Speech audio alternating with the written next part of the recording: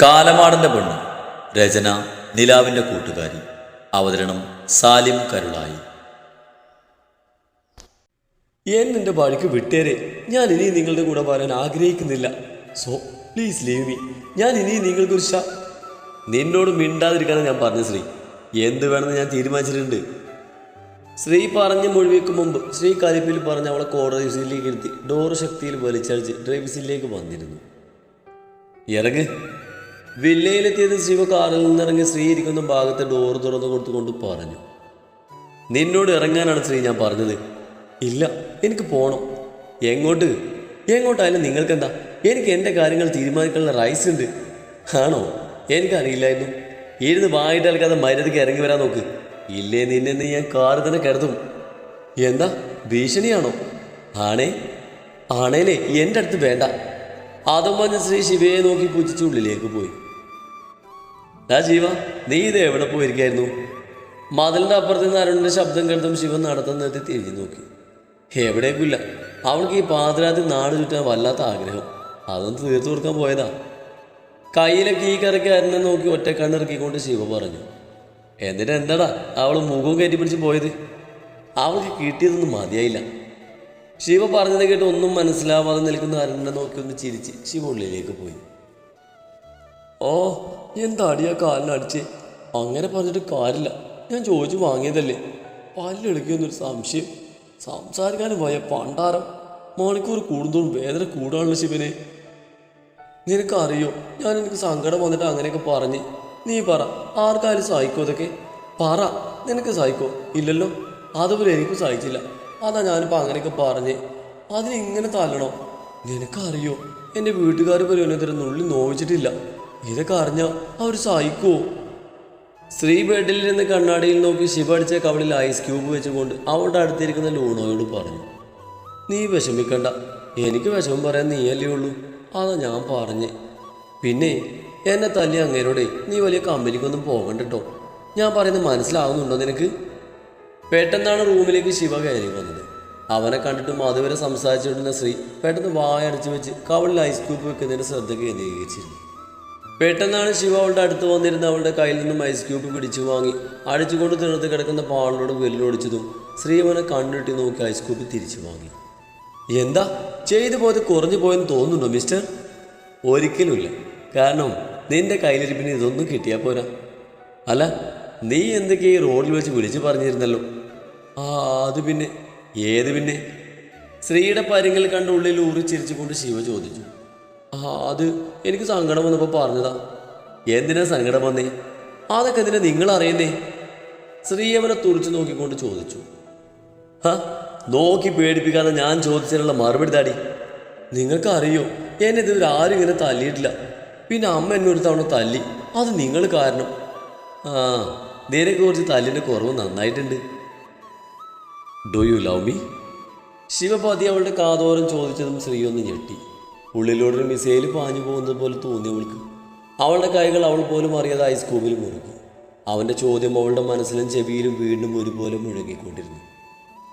Day വട്ടുകേസേ, do you? No, എനിക്ക് നിങ്ങളെ ഇഷ്ടമല്ല.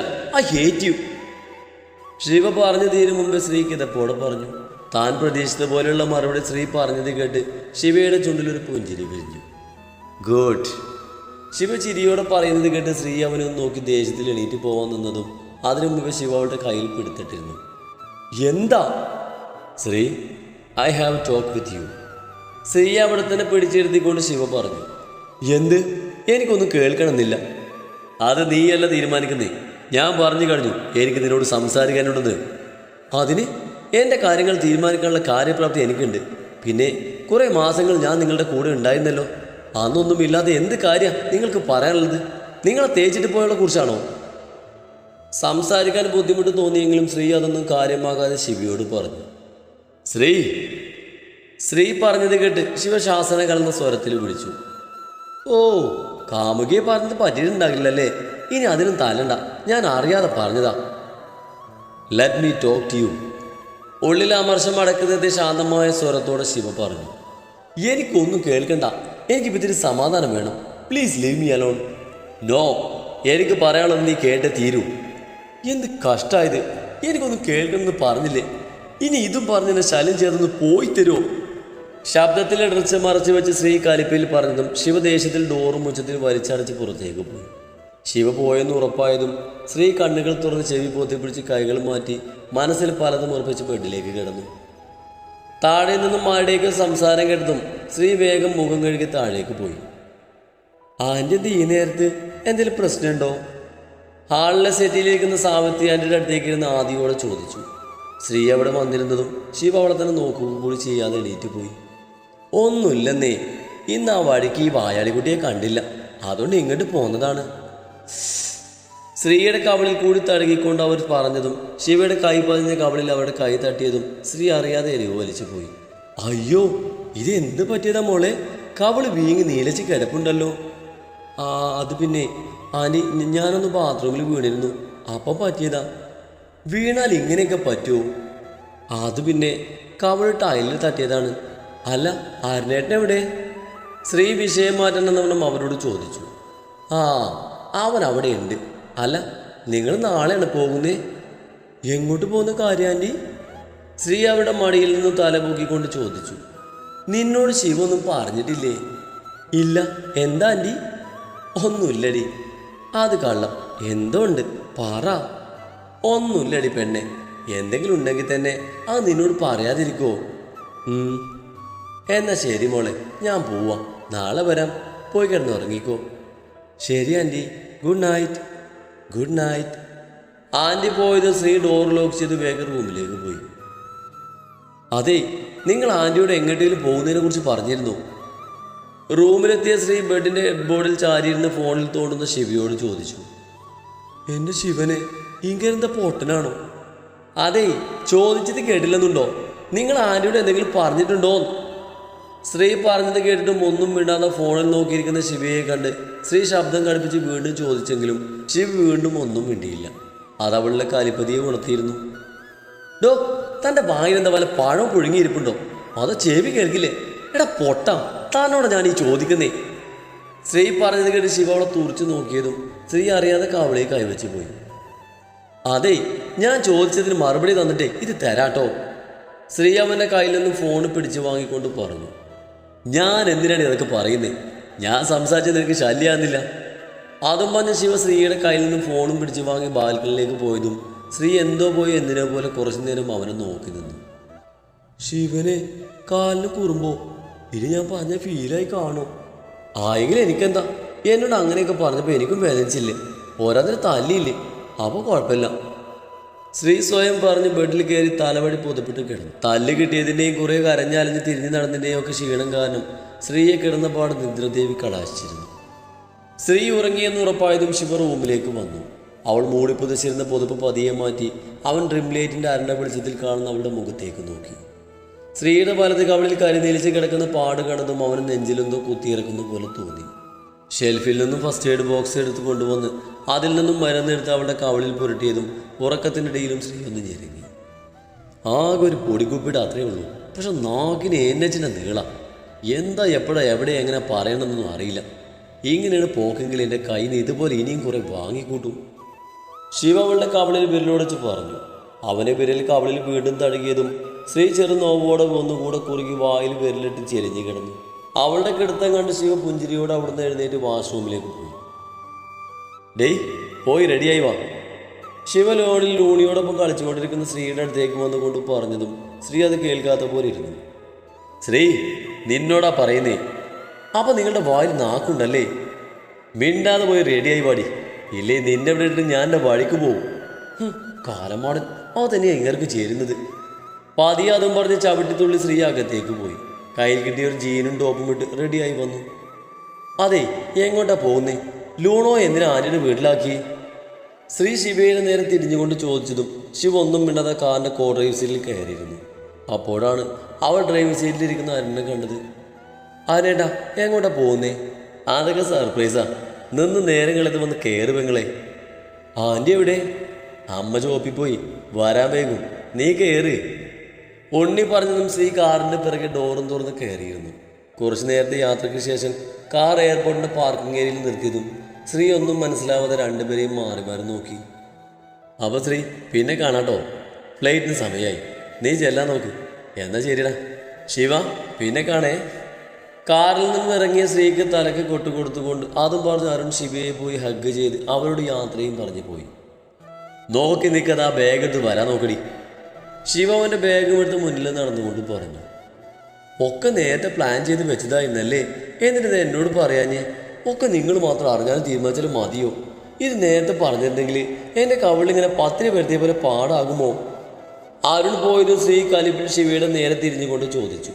ശിവയുടെ ഈ പ്രവൃത്തിയിൽ സ്ത്രീക്ക് ദേഷ്യവും സങ്കടവും മാത്രമായിരുന്നു തോന്നിയത്. ആൻറ്റിയോട് യാത്ര പറയാൻ പറ്റാത്തതിനേക്കാൾ അവൾക്ക് വിഷമായി തോന്നിയത് ലൂണോയെ പിരിഞ്ഞു പോകുന്നതായിരുന്നു. ഈനഫ് ശ്രീ, ഇത് വീടല്ല, ആളുകൾ ശ്രദ്ധിക്കുന്നു.